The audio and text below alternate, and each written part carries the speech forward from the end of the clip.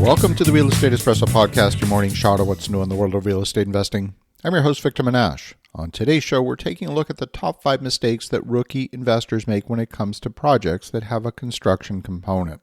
As a general rule, the number one mistake falls into the category of failing to properly forecast the project's cash flow requirements.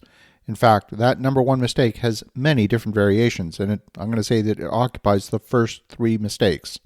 So here we go. Number 1. Many real estate investors who are new to construction tend to negotiate their construction contract separately from the construction loan. The lender will have a process for funding the construction loan in draws. If the payment terms for the construction contract and the payment process from the lender don't match perfectly, you're setting yourself up for a cash flow problem. Let me give you a simple example. Let's imagine you have a concrete subcontractor that's doing the foundation work. The lender might assume that the loan will be subject to a 10% holdback on all of the construction draws, and the remaining 10% of the cumulative draws will only get paid out when the project receives its certificate of occupancy. But if the concrete subcontractor is going to be done early in the process, they don't want to wait 9 or 12 months until the project completes to get paid in full. If your contract with the concrete sub is not in sync with the lender's draw process, you're going to have a cash flow problem.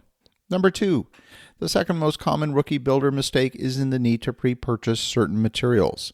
Construction draws are part of the way that the lender secures their loan. These are, after all, secured loans secured on the real estate, but materials sitting on the sidewalk outside your project are not part of the collateral. It's only once they've been installed in the building that they form part of the collateral. So the process requires the borrower or the general contractor to complete the contract or the construction in phases, and at the completion of each phase, the lender will reimburse the borrower for those expenses once they've been certified as installed in the building. What happens when you have a high value or long lead item?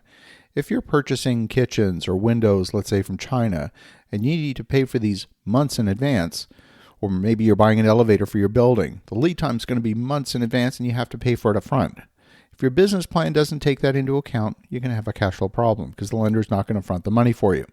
Number 3, the third most common mistake is for failing to account for bonding over offsite improvements. Now, let's imagine your project, and this could even be a very small project, has a requirement to upgrade utilities or maybe plant some landscaping. It could be something very simple. Maybe you have to cut a trench through a road or repave a road cut. The offsite improvement could be extending an electrical line or a water main or a wastewater pipe. It doesn't matter what the improvement is. Chances are the municipality will require you to perform the work at your cost as a developer and then donate those improvements to the community. In some cases, they might offer you a reduction in your development charges or impact fees. Maybe they'll offer you a tax abatement to refund you those costs over time, or they might even give you what's called a latecomer agreement so that if other projects take advantage of those improvements, you get partial reimbursement for that improvement. But that's not the problem. The municipality will require you to post a bond for the value of those improvements, usually in the form of cash or a letter of credit with the city, until those improvements are complete and signed off by the city. Sometimes the city will only reimburse you of those costs after the warranty period has expired. What that means is you're going to have to pay for those improvements twice, once to perform the work and the second time to post the bond with the city. And if you don't take that added cost, that double cost into account, it can represent a major cash flow problem for you. Number 4, there's many different types of construction contracts. These are usually covered by industry standard forms. In the U.S., these are the AIA, the American Institute of Architects. In Canada, it's CCDC. They're fairly similar conceptually. There's a number of different standard contracts for construction projects. They could be crafted as construction management contracts or a pure general contractor arrangement. It could be one where it's a cost-plus contract where the owner is expected to pay for any costs regardless of what happens to the project. There are lump sum contracts where the project is bid at a lump sum with a separate budget for contingencies, and then there's guaranteed maximum price contracts.